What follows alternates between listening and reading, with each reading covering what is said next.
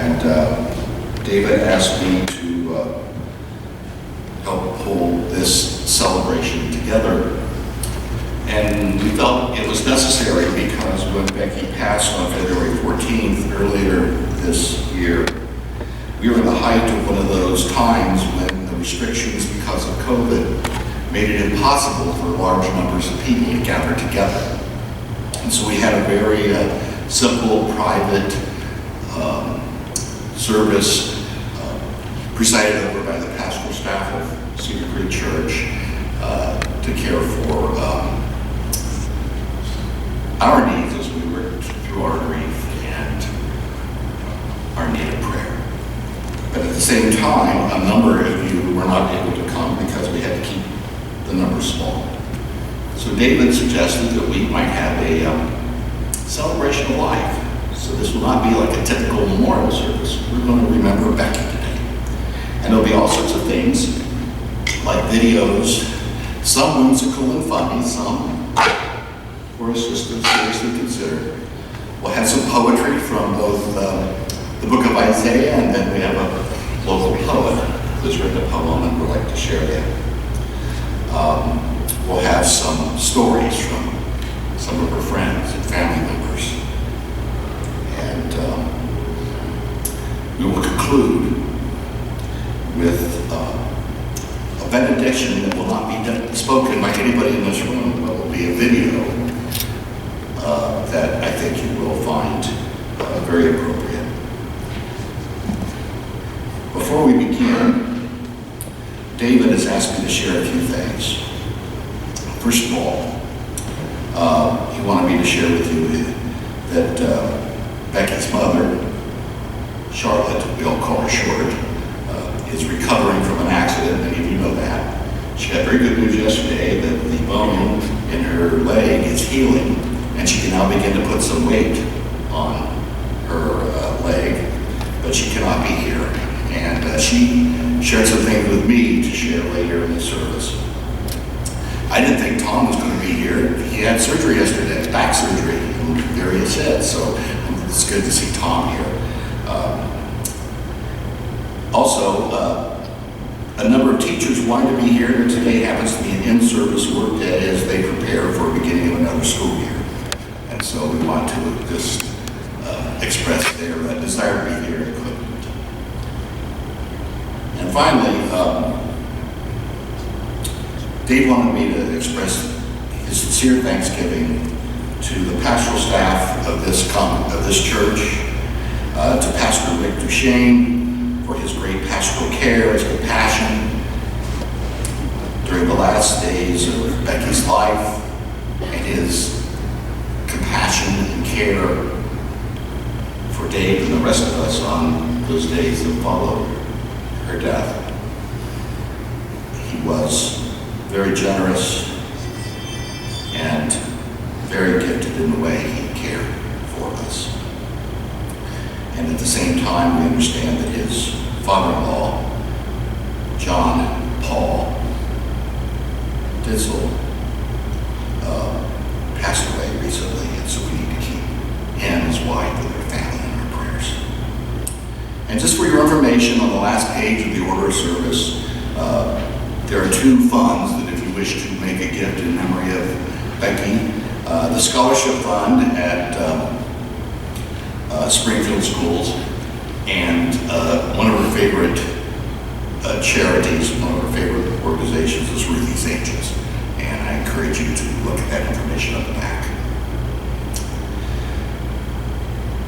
Let us pray.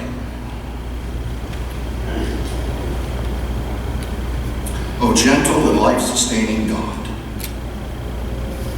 you have embraced us with a love that transcends the boundaries of our earthly life. You have instilled deep within each of us a playful curiosity, a childlike sense of wonder, and a deeply rooted sense of belonging. When those who have not only the courage, but the need to plumb the depths of this grace within themselves and those they encounter, they leave in their wake embedded fingerprints on on the souls of all those they have known and loved and touched. They have left behind a legacy of a life well lived. As we celebrate Becky's life, a life well lived, may we look to this grace you have gently and lovingly instilled in each of our souls. And may we have the courage to not only explore it, but to claim it and allow it and to own it, to shape the life each of us have been generally given. Amen.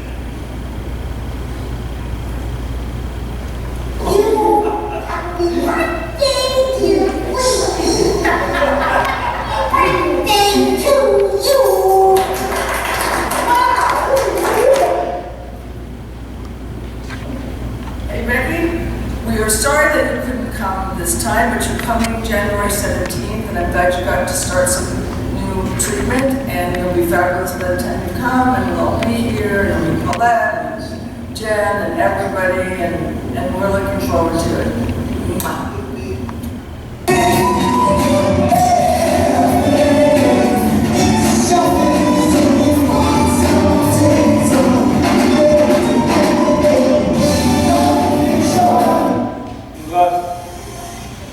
All the ways she was, she went to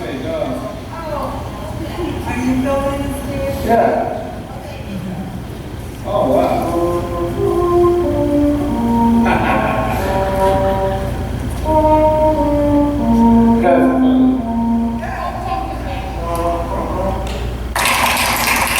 I'm Sue Riley, and I am a 4-year survivor. And thanks to all of you, because of you, we are all here today. So thank you. God's grace is great. Becky Carr, and I was not a candidate for surgery. That as of today, God has given me 3 years, 1 month. So I just feel like I have hope that even without surgery, there is hope.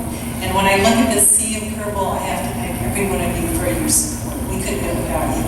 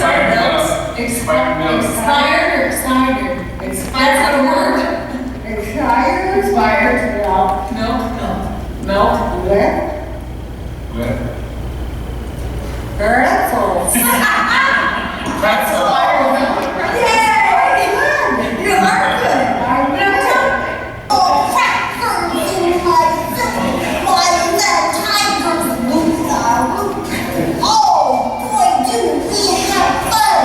While these animals run by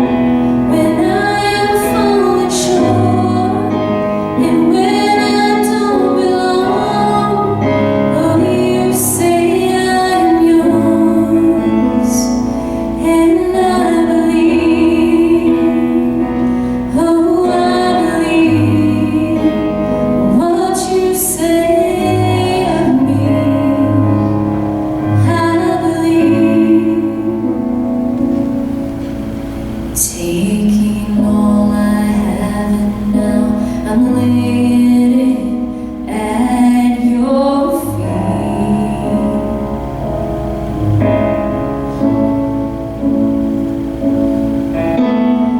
You have every failure, God. You'll have every victory.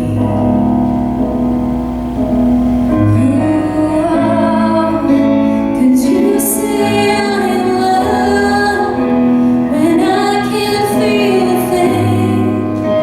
And you say I'm strong when I think I'm weak.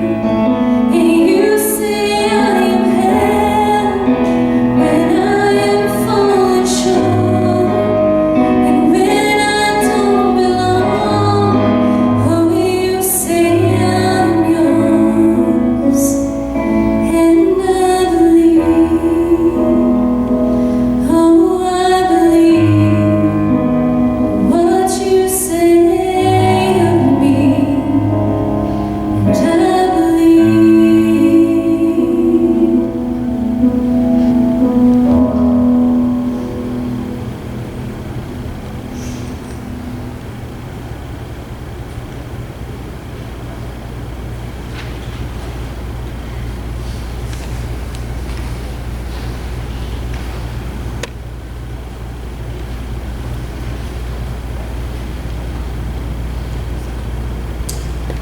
I'm going to reflect upon Becky, the teacher, and the lesson we are going to share is God's celebrated love, invitation to joy. And I am reading from Eugene Peterson's translation, 55th chapter of the book of Isaiah, part of Isaiah's poetry. Hey there, all who are thirsty, come to the water. Are you penniless? Come anyway. Buy and eat.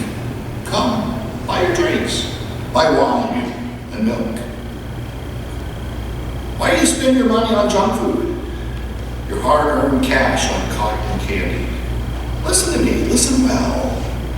Eat only the best. Fill yourself with only the finest. Pay attention. Come close now. Listen carefully to my life-giving, life-nourishing words. I am making a lasting covenant commitment with you. The same that I made with David. Sure, solid, enduring love. Jonah, one of her students, is invited to come forward.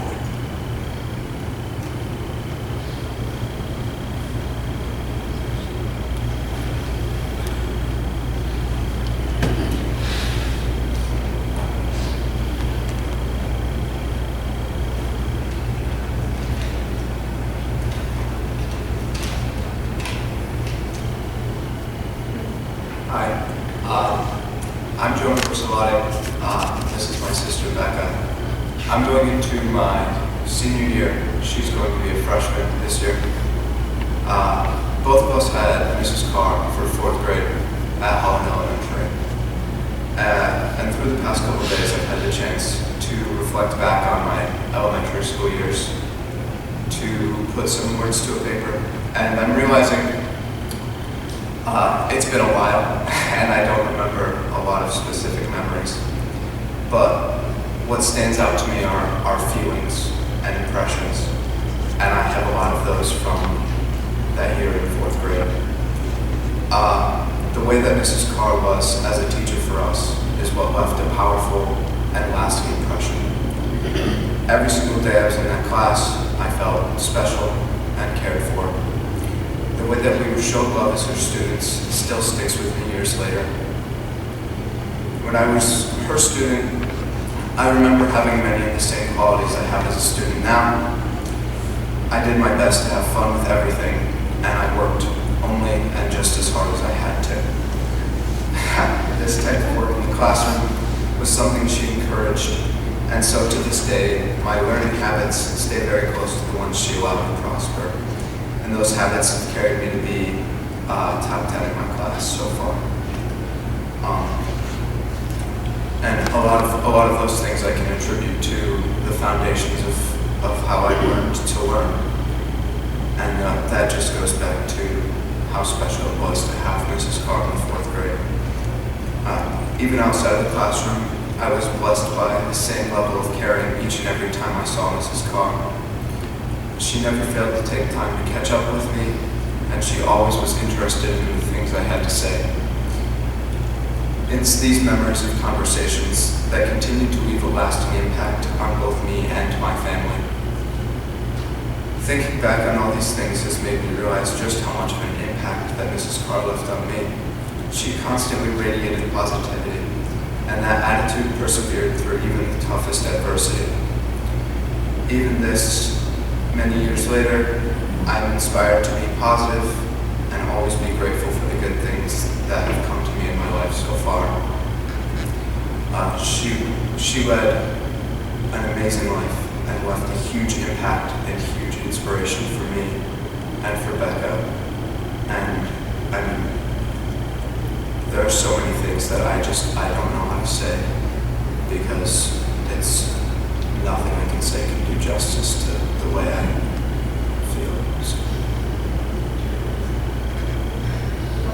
I'll share a memory. So I had Miss Carr her last year teaching at Holland Elementary, and we only had her for like half the year because she was able treatments and stuff. So every time she would come in, she'd be wearing a different wig, and a few times she came in with a purple wig on, and we'd all take purple crayon markers and color our hair purple for her.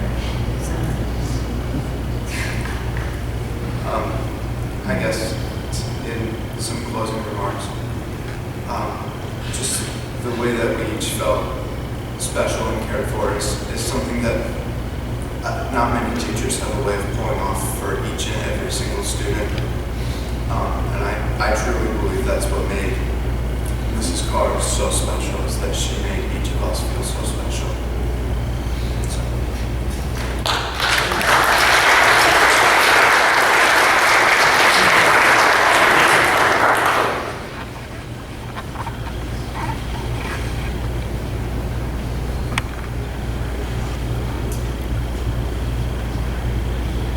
Thank you for sharing. The second lesson is not for scripture, but it's a poem, and it's written by one of your own. And Lindsay's going to share it. And that will set the tone for the reflections about Becky, the good friend.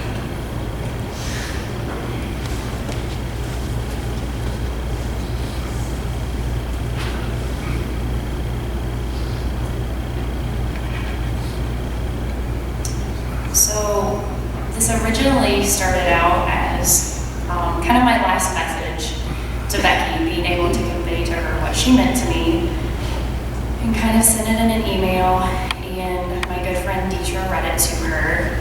And you know, reading the words and looking at it, like, it does have a poetry aspect to it, of the meaning. I know sometimes when I think of like a poem, it's got a rhyme, but reading through it, I find poetry is beautiful. It encapsulates beauty, and I feel, I look back and I'm thankful that I was able to share with Becky what she needs to be. So this is what it says. Becky, where to begin? How do you sum up what one incredible person means to you and so many others? As I look back on the memories made with you, through events and conversations, I am reminded of your beauty, strength, and so much more. I meant it when I said it the first time. You are truly a little flower with feet. The one thing about flowers is how they somehow manage to remain beautiful and still stand tall, even through the biggest of storms. That's exactly what you have done. Your perspective on life and your love for God always made you the most beautiful flower of them all. People are drawn to you in your beautiful grace. I know I have said it many times to you, and I wish there was a way that you could see it, but you truly will never fully grasp all the lives that you have changed here on earth. People who have gotten to meet you, hear and read your story will forever be changed for the better. You are one of the strongest people I have had the honor of calling a friend. You have demonstrated what it means to walk your talk. Thank you for being someone in which the very thought of you reminds me to look at circumstances through a different perspective and smile no matter what the situation is. Thank you for being someone who demonstrated how to handle a really hard situation with grace and a beautiful smile. That is the kind of person you will always be remembered as. You allowed God to use you in so many ways, and I know He is smiling on you saying, "Well done, my good and faithful servant. I love you, my sweet little flower with feet."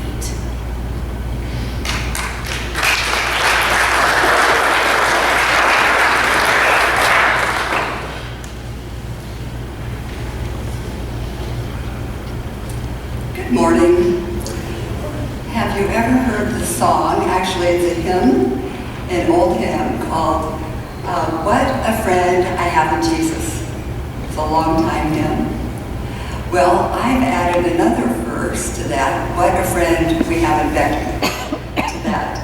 I'd like to briefly read the very first verse of that poem, or that hymn. What a friend we have in Jesus, all our sins and grief to bear. What a privilege to carry everything to God in prayer. Can we find a friend so faithful, Jesus and Becky, who will all our sorrows share? Jesus knows our every weakness. Take it to the Lord in prayer. My name is Debbie Clark Turner, and Becky and I have known each other since she was 4 years old. I was 3 years old. And everyone was always drawn to Becky 24/7. Her kindness and her sweetness, her loyalty, and her joy for life. I mean, she had it in her eyes, she had it in her smile, she had it in her giggles.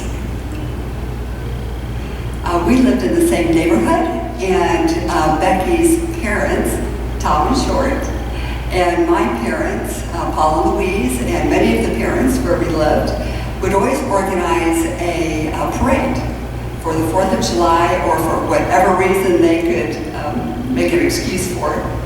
So they would dress up, all of us little ones, and we would walk down the sidewalk and dress in our finest for the 4th of July or whatever. And I always noticed that everybody, including me, tried to walk or ride our tricycles beside Becky. That was the way that she was in elementary school, middle school, and in high school. Everyone loved Becky, as I know all of you love Becky. She always had a sense of adventure, and when we both attended Ohio State University, we had a number of escapades. One time we were driving back from Lima to Columbus and down an old country road, and a horse ran in front of our car, and we almost hit it. And Becky and I were going, "We need to rescue the horse." So we jump out of the car, it's a highway road, we jump out of the car, run after the horse who was still on the road, and our friends who were still in the car were driving behind us, and with their lights on us so that we could see where we were going. We caught the horse and we walked it to the nearest farmhouse. So we've had many adventures. One thing that we did while we were at Ohio State was we decided we wanted to go to the University of Hawaii. You know that Becky loves the beach, hula, all of that, dancing, having fun. And so she and I applied to the University of Hawaii. Our parents had no idea. And a few weeks later, many weeks later, we received a letter, and we were both accepted at the University of Hawaii. And then we're going, uh-oh, now what do? We have to tell our parents. And we hadn't even thought about the expense of what we had done. And we told our parents, and we knew that we would be going back to Ohio State, which we did, smiles on our faces and laughing and checking off another box of adventure. Becky was always up for adventure. Family was always Becky's heartbeat and priority. She was smitten by Dave Carr in high school. She loved him dearly and adoringly. They loved each other. Their marriage was a role model for Philomene as it is to many, to their family, and to many in this room. And then there's Allie and Melanie and Todd, who she just adored. And we would share stories with one another. Even though I was in Atlanta, we were in Atlanta, Phil and I, and Dave and Becky were in Ohio. We would share stories continually about each other's children and their successes, their failures, and we would pray for each other's children, for each other and our children. And I continue doing that, and I will continue doing that. And then there's Sweet Griffin, the grandson of Becky and Dave. And he is such a wonderful young man, and you'll have a privilege soon to hear from Griffin. So we come back to the song, What a Friend We Have in Jesus. And boy, did Becky ever have a friend in Jesus. And so many years ago, Becky realized that she was a sinner. And she realized that Jesus had died for her sins, like he died for my sins and all of y'all's sins. And so she asked Jesus to come into her life and to be her Lord and Savior. And so right now she is with Jesus and her sister Sue and many others up in heaven. And those of us who have prayed that same prayer will have the opportunity to meet her again, hug her again, and most importantly, to be with Jesus. So, what a friend we have in Jesus, and what a friend we have in Becky. I love you, Becky.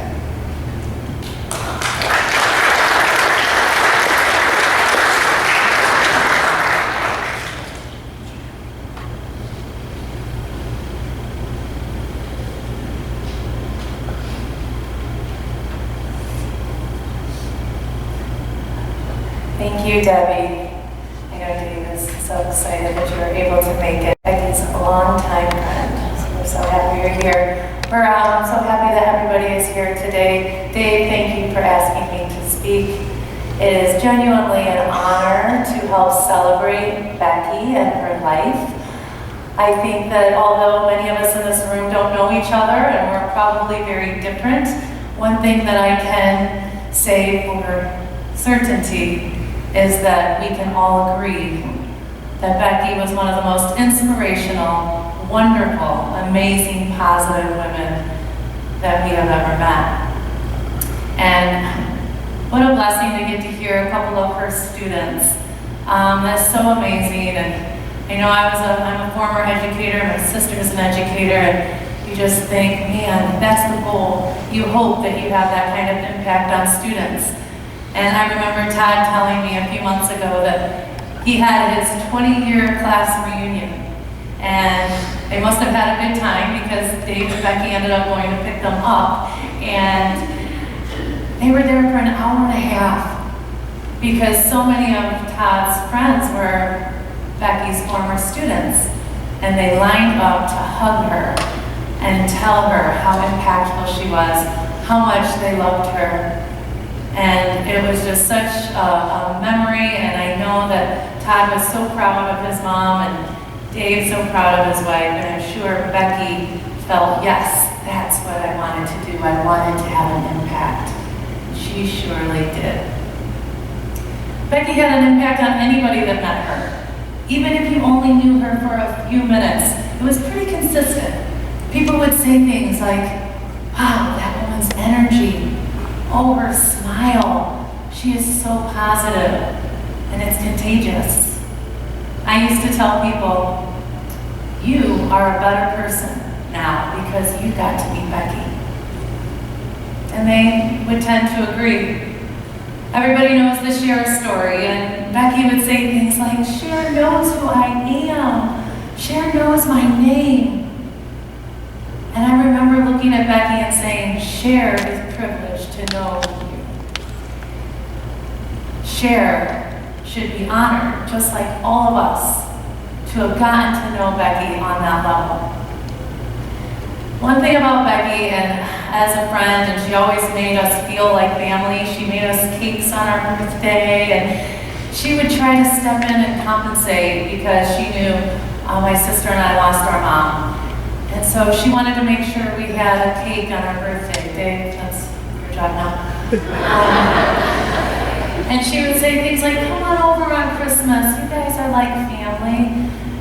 And she always wanted to put everybody before herself. And I remember, and I think that people in this room can relate to me, I would feel guilty talking about any problems that I would have going on, because I do know perspective. And she'd say, well, what's going on? And maybe I was having a bad day or a bad week, and I feel uncomfortable telling somebody like Becky, who was going through the journey that she was going through. And she'd say, no, your problem is just as important right now. You might not be going through cancer treatments, but it's still a problem. Talk to me about it. And she would make you feel like your problem was the biggest problem in the world. She would make you feel like you were the most special person in the room. She had a gift. She truly did. And her resilience was bar none. Becky missed 8 days of school the year she got diagnosed and started her treatments. She would go through her work week. She had chemotherapy on Thursdays. She went back to work on Friday. She came here and volunteered on the weekend, and then she would do it all over again. Her students were so important to her, and so was her life group. Our life group, and I know that you're all here today, and she was such a light to our group. She was the person that just guided our perspective and wanted to hear about our week and wanted to hear how things were going. And she would say things to us like, I am the happiest I have ever been. And my sister and I would just say, oh my goodness, how do you even have that kind of perspective when you have a stage 4 cancer diagnosis? And you're going through treatments and you're in pain. But she'd say, I'm the happiest I've ever been because I understand appreciation and gratitude, because I am living like I'm dying, like the song says. And the irony of that statement is she would always say, I'm not dying of cancer. I'm living with it. I'm not dying, I'm living. I may have cancer, but cancer doesn't have me. And I'm going to appreciate God's gifts every day, and I'm going to live life with grace and gratitude. And if you're going to be around me, and you're going to cry, and you're going to be sad for me, and you're going to be negative, go somewhere else. Because I only want to be around positivity. We were the ones that were negative, not her. And so she would make us be positive for her, because she knew that she wasn't going to lose control of her perspective and her grace and her gratitude each and every day. So she walked the talk, something that we all strive for. So she kept on living, and she had her jet skis, and she'd cruise around in her convertible, and she went snow skiing, and she traveled. She went hiking in Arizona with Allie 4 miles, and she kept on living instead of having the attitude that she was dying. One of my fondest memories, it's actually nothing extravagant, but maybe because it was one of our more recent social interactions, and it was during the COVID pandemic, the height of it, and we were all just so sad that we couldn't spend more time together. So we would get creative, and we'd go to the park with our masks on and we'd take a walk, but we went to the drive-in and we had our cars parked super close to each other, and we had the convertibles down so that we could talk 6 feet apart and we could enjoy the movie and our popcorn together. And Becky had never seen Goonies. And isn't it great when you can share something with somebody that you're sure they would have seen? I mean, it's a cult classic, right? And she's like, no, I've always wanted to see Goonies, and I've never seen Goonies. So Becky saw Goonies at a drive-in in 2020. And I just remember how grateful she was that we thought of something we could do in the heart of the pandemic that was safe for her. But she was with her husband, and she was with friends, and she was outside, and she enjoyed it. What a simple pleasure that we all sometimes take for granted, those simple things. So, over Becky's 4+ year journey, she went outside of her comfort zone. Becky didn't want the attention. Becky didn't like attention. But she shared a stage with me several times because she wanted to get her word out. She spoke at the Ruthie's Angels events, at my women's empowerment conferences. She was up there giving her story and influencing everybody to fight and to keep things in perspective. I was hired to speak to a group of pancreatic cancer patients, and I asked Becky to come with me. And she stood up there in front of everybody, and she was a light for them. But that was outside of her comfort zone. She didn't enjoy speaking in front of people. She didn't enjoy everybody looking at her, and she really didn't want all of the attention. But she did it for all of you, to leave her legacy of perspective and gratitude, regardless of your adversity.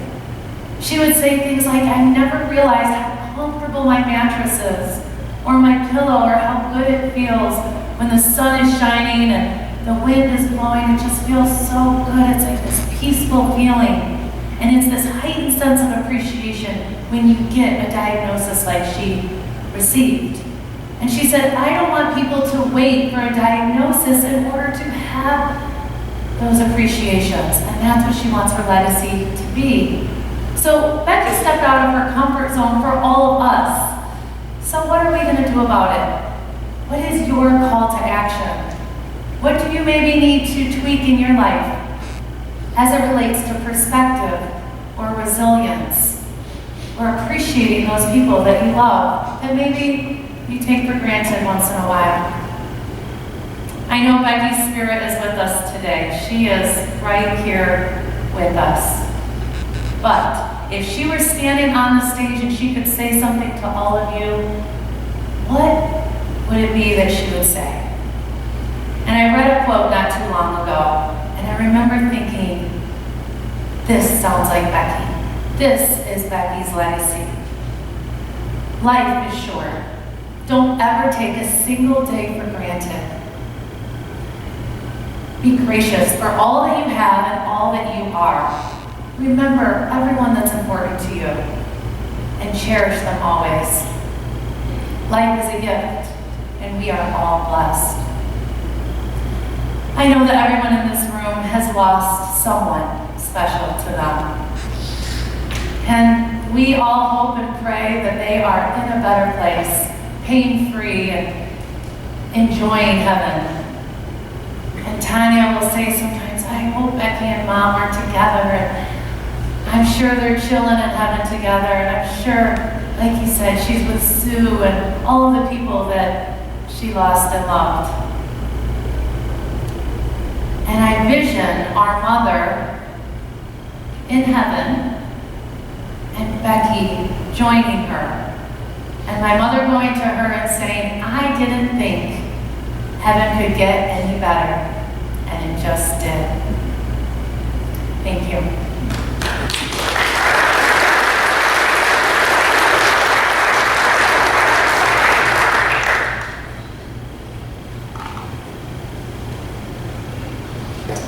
Thank you for sharing, both of you. The third consideration is Becky and her devotion to family, a life well lived. And I'm choosing the words of Jesus. They're not a poem, but they are poetic. And it's Jesus' vision of a life well lived. Jesus saw the crowds and went up the mountain. And after he sat down, his disciples came to him.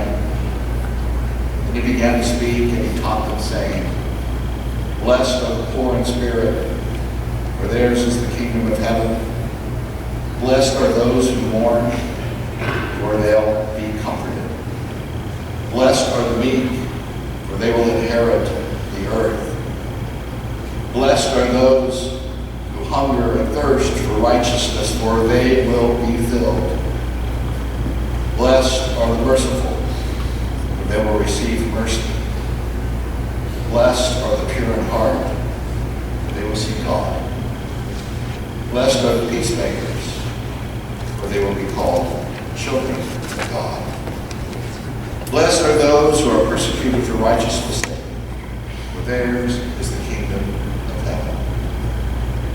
Blessed are you when people revile you and persecute you, and utter all kinds of evil against you falsely on my account.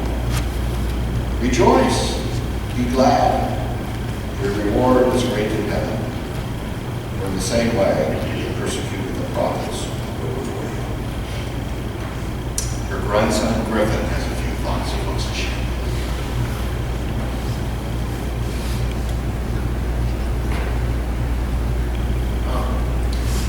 As you said, my name's Griffin. I mean, I know some of you guys. I don't know a lot of you. But these are just some things I'd like to say about my grandma. You know, the one thing I'll really never let go of is her legacy. She really held herself up in a positive manner, and it was amazing. Most of the time, I wonder how she did, how she could stay so positive. It was like, no matter where I went with her, she was the life of the party. She wasn't just a family member, she was a mother, a teacher, and not just inside the school, but in everybody's life. And most importantly, a role model. I remember staying the night at her house almost every day out of the week. And every morning, I woke up to her making me Mickey Mouse pancakes. And at that time, I was 14, and I was like, why is she making me Mickey Mouse pancakes? I'm 14 years old. But, you know, I look back on it now, and I'm like, I'd do anything to get that back. That was great. A couple days ago, I was searching around the house for something, and I came across something that instantly brought back memories. It was a book report from first grade, and instantly, like, images and just moments of her sitting down with me when I was really young, just working on this book report, just came back to me. I got an A on that book report, I felt really good about that. But, I mean, that was first grade, I bet I could do that again. You know, she wasn't, like I said before, she wasn't just a school teacher. She taught people many things, lots of important life lessons. And that wasn't just to me, she taught them to others too, including her students. I remember when I was in middle school, the elementary building was connected right to the middle school. And every day after class, I had a sugar problem. I really like sugar. So I'd literally run to the elementary building to go grab candy from her drawer. And I just remember students yelling, Mrs. Carr is taking candy! Get him! And she'd just smile and laugh. And it really just showed that, you know, like, she cared about me. And it felt nice. And I passed by that classroom a while ago, and it just doesn't have the same energy as it once did. And you can really tell that energy that she brought, like, within herself and carried on to other people. I guess one last thing I'd like to say is, I feel like everybody can try to be like my grandma in a sense, you know? Especially in these recent times, life has been really hard for a lot of people. There's a lot going on outside of these church doors right here. And it's not easy to keep your head up, but I know that she would have kept her head up. So, I mean, one thing I'd encourage you guys to do is try to find one positive thing in every negative situation you're in, because I know that's what she would have done. There's no way, I've never seen her just complain. Matter of fact, I can't remember a time where I've ever seen her complain. And that's really all I have.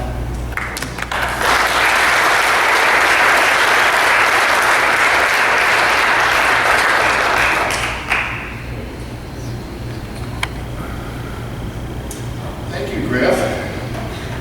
A lot of wisdom in this room. We've been blessed. Thank you all. I've been asked just to share some reflections from other members of the family who couldn't be here. Obviously, I mentioned Becky's mother, Charlotte, is recovering from an accident in the rehabilitation unit at Kingston. She is doing much better, but she wanted me to share a few thoughts. She shared with me that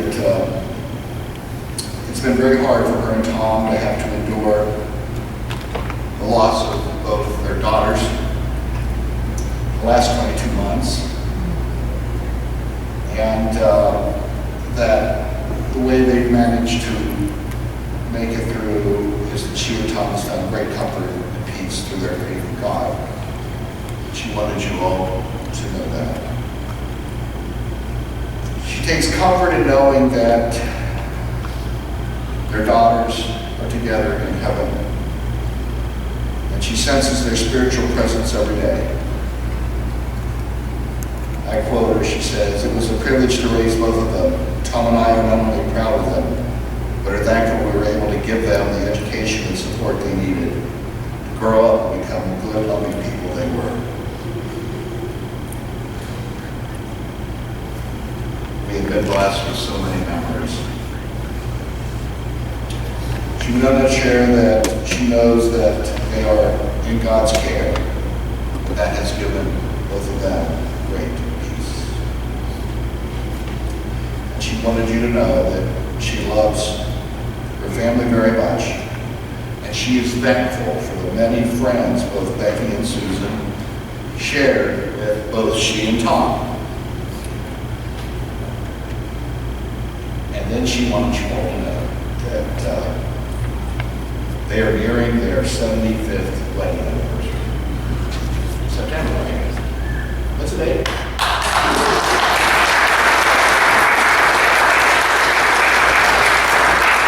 What's the date? 21, September 21. And that their pastor has invited them to sit down, and they're going to make a short video, and he's going to pry from both Tom and Short their wisdom and their knowledge of what a successful, good, healthy marriage is like. And they're going to videotape that and share that in their congregation. And she's very excited about that. I don't know if you are, Tom, but I know she is. I said, "Is Tom on board with that?" She said, "Well, yeah." Anyways. And then I got a note from Allison, the granddaughter who lives in North Carolina, and she could not be here, and she feels really bad she couldn't. But this is what she shares. Becky was someone you could always count on for a smile, a hug, words of encouragement, for an occasional margarita or a dirty banana cocktail. She was a teacher and mother figure to hundreds, a friend even more, but a daughter, a wife, and a mother to just a lucky few. She may be out of reach for that hug, but will forever remain in our hearts and in my jeans. And I will do my best to fill her shoes, literally, lots and lots of shoes. So tell her hello when you see something beautiful. Give a smile or a hug to someone in need. Raise your glass and your arms and yell out, "Hi!" And let us all remember to enjoy the little things. Be more like Becky.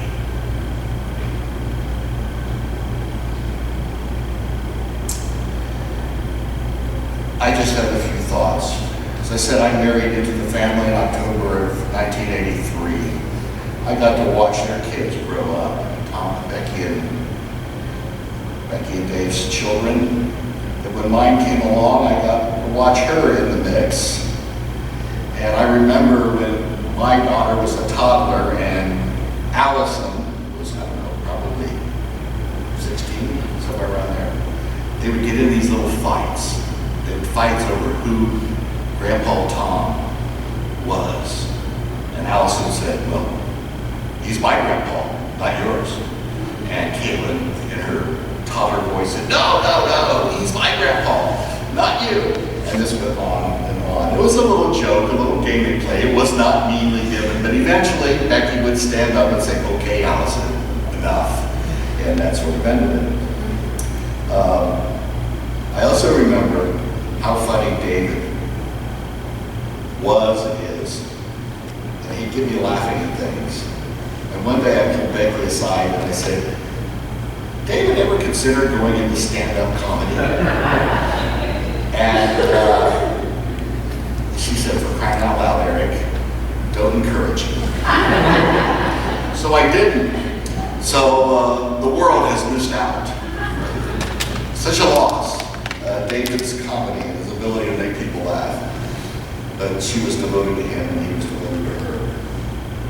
But the thing I just want to share that I've noticed, Becky held two things in tension with each other that are often at odds with each other, and she did it beautifully.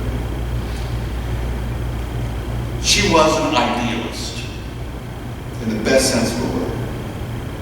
She would always look to find in others the ennobling, the decent, the capacity to claim for themselves the gift and blessing that God had intended for them. And that's how she would see people, their best. And yet at the same time, she was a realist.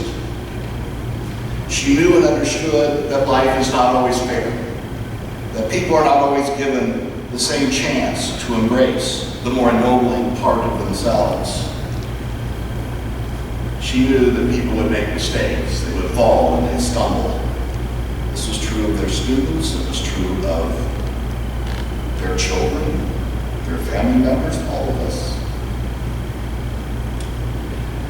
And the thing about it is, the idealist part of her would never allow her the temptation to write somebody off. Or as people like to say today, throw people under the bus. Because the realist in her knew her calling. That it was her job to roll up her sleeves, become the educator she was, the teacher that inspired, that cared, that loved, no matter the behavior of the student.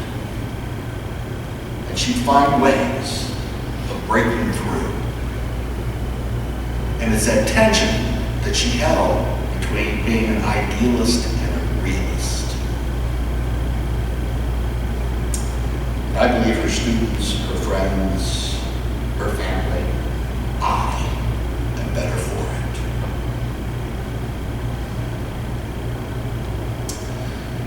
In a few moments, Lindsay and Corey will be singing again, and I appreciate their work. It is so powerful and generous. We're going to see a video by Pastor Ben, who was not able to be here today, and that's going to be followed up by a few statements from Dr. Hickey. And then we'll do our closing prayers, and then another video and a benediction.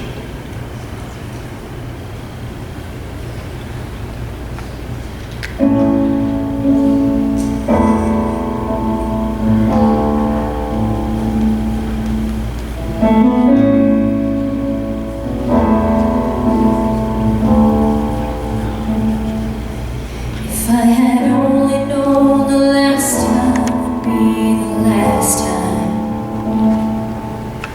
would have put off all the things I had to do, would have stayed a little longer, held on a little tighter. Now what I'd give for one more day with you.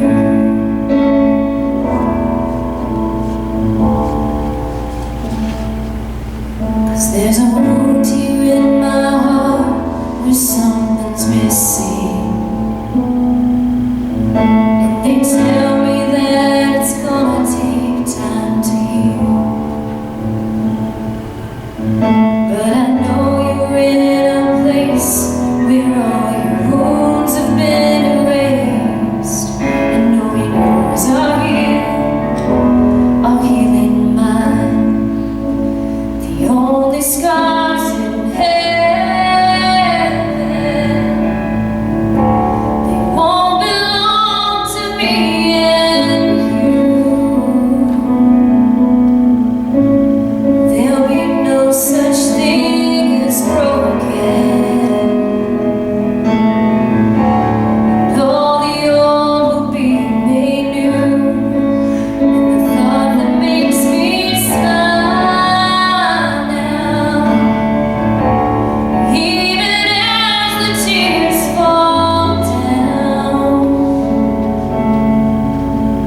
Is that the only scars in heaven? On the hands that hold you now.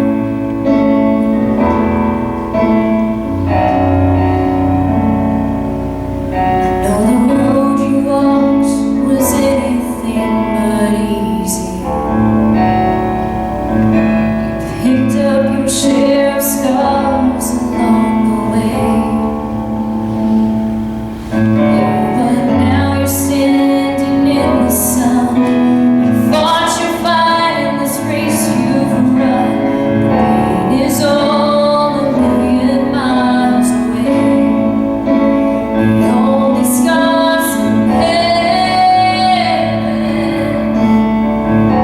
they won't belong to me and there'll be no such thing as broken, and all the old will be made new. And the thought that makes me smile now, even as the tears fall down, is that the only scars in heaven are on the hands that hold you now.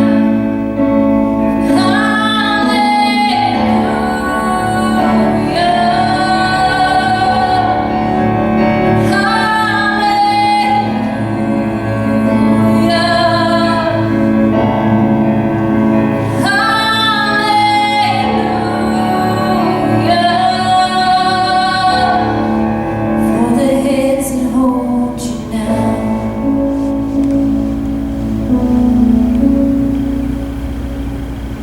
There's not a day that goes by that I don't see you. You wanted all the better parts of me, till I'm standing with you in the sun. I'll fight this fight in this race I'm run, until I finally see what you can see.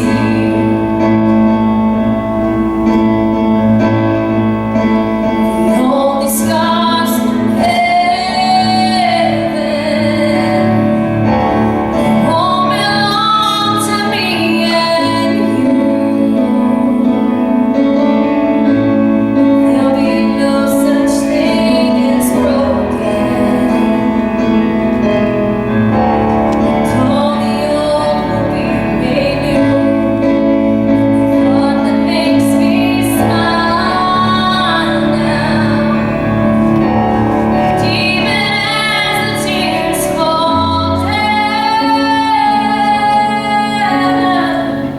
is that the only scars in heaven are on the hands that hold you now.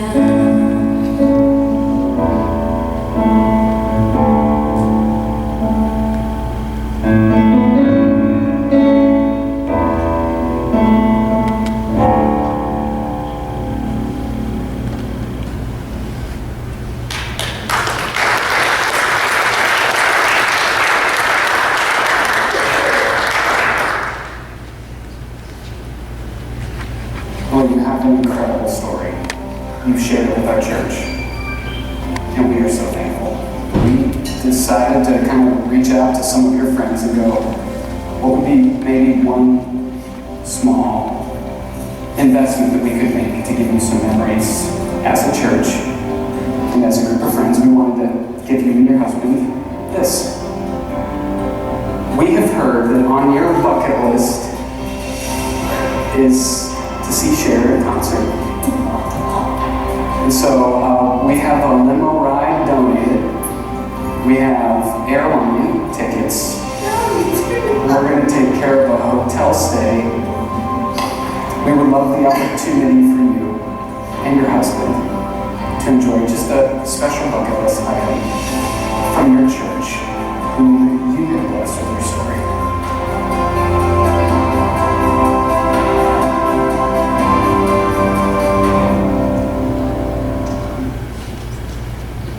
Dave, thanks so much for inviting me to be a part of Becky's memorial today. I know when you asked me earlier in the week and it didn't work out, a video was an option that you were interested in. Thanks for allowing me to do this. And if we've never met, my name is Ben. I have the privilege of being a pastor here and as somebody who walked with Becky through the final chapters of her life here. I remember being a part of Becky's memorial back in February, and those of you that were here, if you remember, how can you forget, blown away by all the stories shared of the legacy that Becky leaves, her humor, her smile, her humility, her servant's heart, her faith through the storm, and I'm sure similar stories were shared today. I usually encourage people in moments or in seasons like this to hold on to those stories as like a mental snapshot. This is the part of Becky's legacy that will live even though she's not physically here with us today. And in some ways, that's what helps us navigate the scars that we carry here on earth. That one day we won't have anymore. That right now we trust that she's being taken care of by the one whose hands have been scarred for us. That Jesus is there with her. And someday we'll be reunited, but it's these memories and these stories that will last the rest of our life here on earth. They're what help us navigate the grief that we face. And I want to share one of those stories with you. It was a few years ago. It was a moment that I had with her. She was in the middle of her battle with cancer, and so the challenges were real. I'm sure the pain was real. The uncertainty that she was facing was real. The opportunity to retreat, to regret, to get stuck in fear or bitterness. I'm sure those opportunities were all too tempting. But one weekend, after a weekend service that she was attending, I just went up and as graciously, as gently as I could, I just said, "Becky, how you doing? I care about you. Like, how you doing?" And she looked at me with immense authenticity. She said, "I've never been better." And I remember taking a step back. It wasn't a cliche statement to sound really godly or spiritual. It wasn't like she was trying to fake it, like pretending that she had it all together. It was incredibly authentic. It was deeply spiritual. That in the midst of this challenging season that she is in, she had been given time. She had been given perspective. She still had life. She referenced a loving husband and life-giving friends and a sense of purpose through it all. I don't know that I'll ever forget that. It's changed the way I look at some of the challenges that I face. It gives me perspective and a quiet, joyful strength, even when things don't go my way. And so today, I hope that story inspires you. Like Dave, as you continue to walk the road, the long, hard road of grief, missing the one that you love. No, I want you to know that we care about you.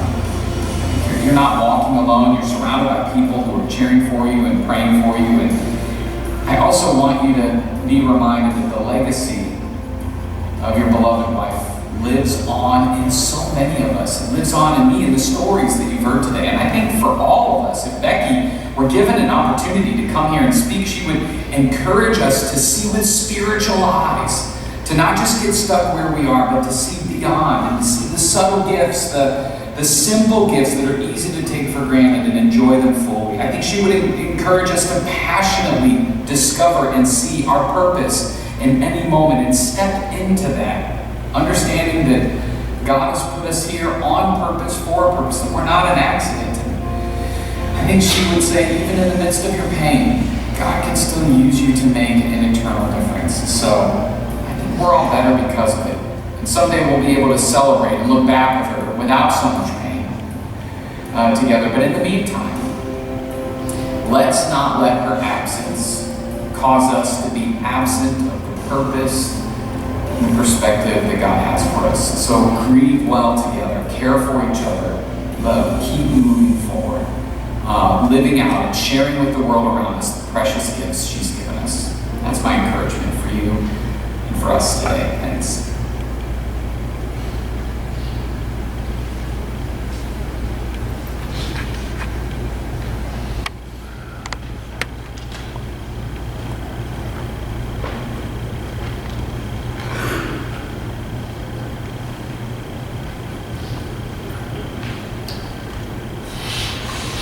Yes, Dave, if you wanted to come up here, he asked me last night, he said, I've written down some things I wanted to say, and I can't get through it even practicing, so I know I won't be able to get through it today, which is definitely understanding.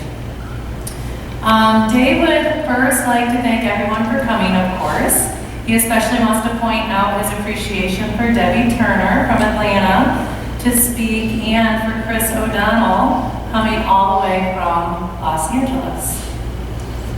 And before I go into what Dave would like to say, if I could just ask you guys to please remember not only to keep Dave in your prayers, but give him a call, stop over, go for a walk.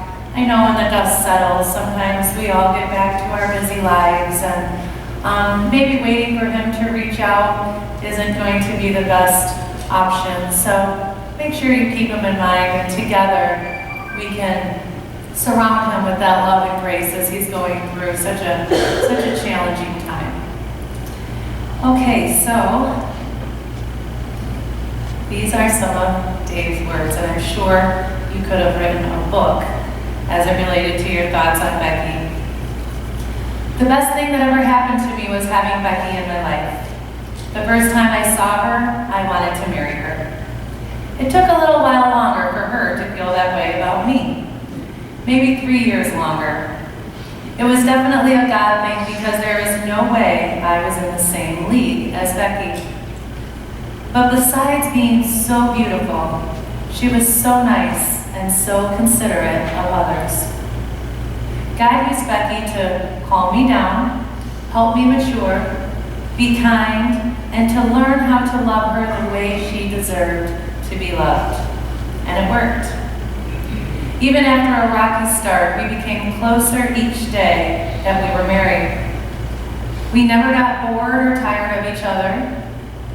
I love being Becky's husband, and always will. She was truly a gift from God for me.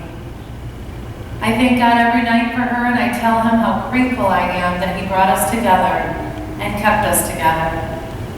I am also eternally grateful to her parents for putting up with me when we were dating. I wouldn't have been so generous. To our grandson, I pray God puts a charismatic gem, as Bernie Swartz called her, in your life one day. Becky is the best wife, daughter, mother, grandmother, aunt, and friend that anyone could ever have. You'll never know what she endured over the past 4.5 years. I don't even know, because she never complained. Never.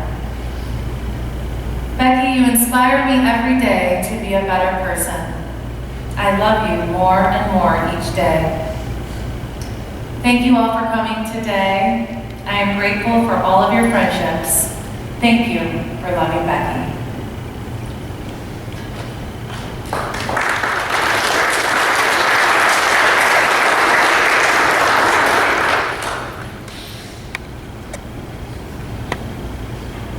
Let us pray.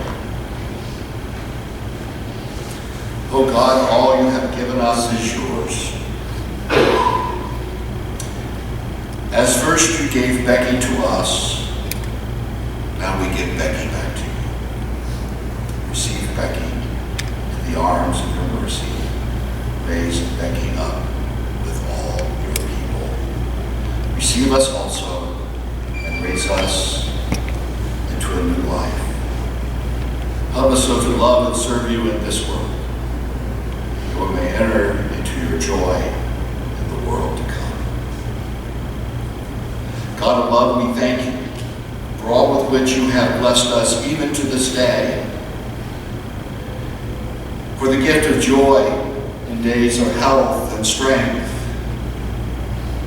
for the gifts of your abiding presence and promise in days of pain and grief. We praise you for home and friends, and especially for Becky and her great love of life, her great love of family, of church, and community. We praise you for the church, our baptism, and our place in it, with all who have faithfully lived and died.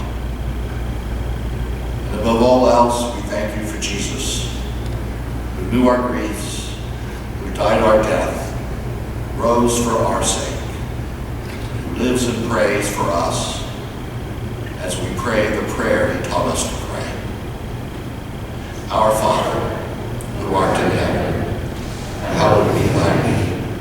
Thy kingdom come, thy will be done, on earth as it is in heaven.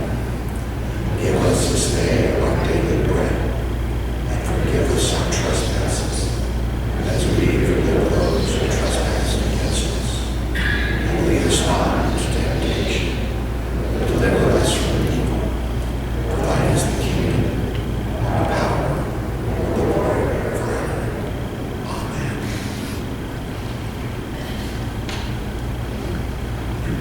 Amen.